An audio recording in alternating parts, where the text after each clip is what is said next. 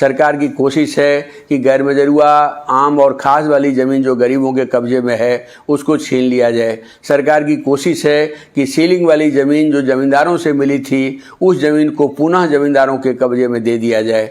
तो इस तरह से ये दलित गरीब मजदूर विरोधी ये सरकार है।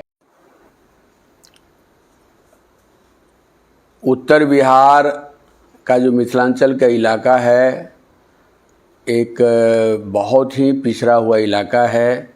लगातार वहाँ बाढ़ और सुखाड़ का असर होता है।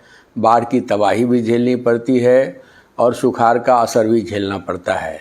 लेकिन ऐतिहासिक तौर पर देखिए तो इलाका कृषि प्रधान इलाका था। कृषि आधारित बहुत सारे उद्योग थे। कई चीनी मिलें थीं, कागज़ का उद्योग था, स्पिनिंग मिलें थीं, खादी ग्रामोद्योग का बड़ा केंद्र था। घर घर में महिलाएं सूत काटती थी और खादी वस्त्र तैयार होता था। तंबाकू की खेती होती थी और सब्जी की भी बड़े पैमाने पर वहाँ खेती होती थी। लेकिन कुल मिलाकर के नीतीश और भाजपा का जो 15-20 वर्षों का राज्य रहा है इसमें मिथिलांचल का विकास अवरुद्ध हुआ है। मिथिलांचल के विकास के लिए जो ज़रूरी काम थे वो काम बिल्कुल नहीं हुआ है। बाढ़ सुखाड़ के दिशा में एक कदम आगे नहीं बढ़ा गया है। 1 एकड़ भी नई ज़मीन की सिंचाई की कोई व्यवस्था नहीं हुई है और केंद्रीय विश्वविद्यालय की वहाँ की चर्चित मांग रही है उसको अभी तक पूरा नहीं किया गया। मिथिलांचल या तो गरीब के बतौर जाना जाता है या विद्वता के बतौर जाना जाता है, लेकिन गरीबी उन्मूलन के लिए भी कोई कार्यक्रम नहीं हुए। गरीबी दूर करने का न कार्यक्रम चलाया गया, न कोई इस तरह की योजनाएं ली गई और न ही मिथिलांचल में कोई केंद्रीय किस्म का कोई शिक्षण संस्थान खोला गया, न कोई केंद्रीय विश्वविद्यालय खोला गया। तो इस पूरी प्रक्रिया में मिथिलांचल को उपेक्षा की दंश झेलनी पड़ी है। ये एक बड़ा सवाल है। साथ ही साथ वो इलाका ऐसा है जिसमें पूरे हिंदुस्तान में सबसे ज़्यादा तालाब हैं। तालाबों का यदि जीर्णोद्धार हो, वेटलैंड का यदि विकास हो, नदियों का यदि एक बेहतर प्रबंधन हो तो उस इलाके में एक नई स्थिति बन सकती है।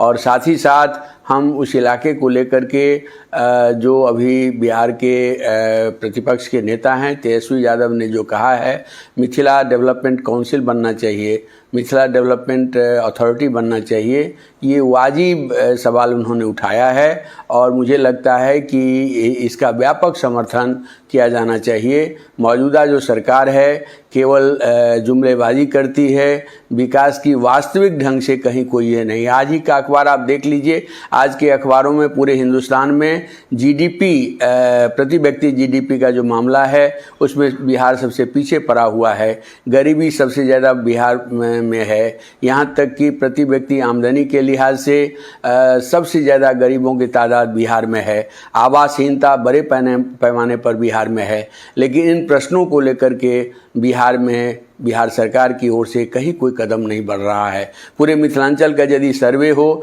तो लगभग 30% दलित गरीबों की आबादी जिस जमीन पर दशकों से बसा हुआ है उस जमीन का कोई कागज पत्तर उनके पास नहीं है। लेकिन बिहार सरकार एक मुकम्मल सर्वे करके उन लोगों को जमीन देने की दिशा में जो कदम उठाना चाहिए वो कदम नहीं उठा रही है। उल्टे सरकार की कोशिश है कि भूदान वाली ज़मीन छीन लिया जाए। सरकार की कोशिश है कि गैर मजरूआ आम और खास वाली ज़मीन जो गरीबों के कब्जे में है उसको छीन लिया जाए। सरकार की कोशिश है कि सीलिंग वाली ज़मीन जो ज़मींदारों से मिली थी उस ज़मीन को पुनः ज़मींदारों के कब्जे में दे दिया जाए। तो इस तरह से ये दलित गरीब मजदूर विरोधी ये सरकार है और इस सरकार के खिलाफ एक मुकम्मल आवाज़ बुलंद होनी चाहिए। उस संपूर्ण इलाके को यह सरकार एक पिछड़ा जोन के रूप में, मजदूर सप्लाई जोन बनाए रखने के रूप में करना चाहती है ताकि हिंदुस्तान के कॉरपोरेट लॉबी को सस्ता श्रम मिल सके। और इसको लेकर के अखिल भारतीय खेत एवं ग्रामीण मजदूर सभा की ओर से, भाकपा माले की ओर से लगातार कोशिशें वहाँ चल रही हैं और हम लोग आने वाले दिनों में एक बड़ा विराट मिथिला विकास सम्मेलन करेंगे जिस विकास के केंद्र में वहाँ के दलित गरीब मजदूर होंगे, छोटे मझोले किसान होंगे। उनको केंद्र करके विकास योजनाओं को सामने कैसे लाया जाए, विकास के एक रोड मैप कैसे बनाया जाए, इसको हम सामने लाएंगे। और ये भाजपा जदयू की नीतीश सरकार जब बिहार से जाती है और इंडिया अलायंस की यदि सरकार बनती है तो निश्चित रूप से उन योजनाओं पर हम लोग मजबूती से अमल करेंगे और मिथिलांचल में गरीबी का जो अभिशाप है उस अभिशाप से हम इसको बाहर लाएंगे।